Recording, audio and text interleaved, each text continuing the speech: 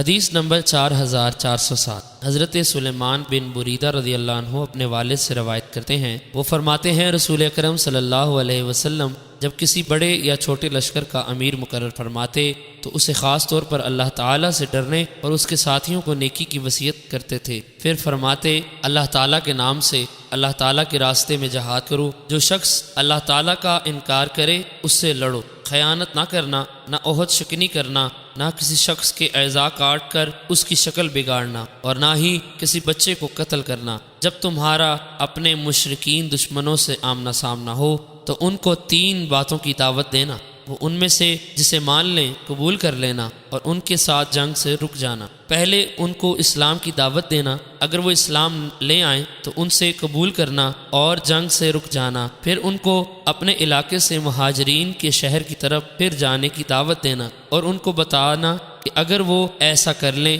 تو ان کو وہ سہولتیں حاصل ہوں گی جو مہاجرین کو ملیں گی، اور ان پر وہ ذمہ داریاں ہوں گی جو مہاجرین پر ہوں گی، اور اگر وہ اس شہر میں آنے سے انکار کر دیں تو ان کو بتانا کہ وہ دیہاتی مسلمانوں کے حکم میں رہیں گے، ان پر وہی حکم جاری ہوگا جو دوسرے مسلمانوں پر جاری ہوگا، اور ان کے لیے مال غنیمت اور مال فئے میں کچھ حصہ نہ ہوگا، البتہ یہ کہ وہ مسلمانوں کے ساتھ مل کر جہاد کریں۔ اس دعوت اسلام کو قبول نہ کریں تو ان سے جزیہ کا سوال کرو، اگر وہ مان جائیں ان سے رک جانا، اور اگر وہ انکار کریں تو اللہ تعالیٰ کی مدد طلب کر کے ان سے جہاد کرنا۔ اور جب تم کسی قلعے کا محاصرہ کرو اور وہ چاہیں کہ تم ان کے لیے اللہ اور اس کے رسول صلی اللہ علیہ وسلم کو کسی بات کا ضامن بناؤ تو تم اللہ اور اس کے رسول کو ضامن نہ بنانا بلکہ اپنا اور اپنے ساتھیوں کا ذمہ دینا، کیونکہ اگر وہ تمہارے اور تمہارے ساتھیوں کے ذمے کو توڑیں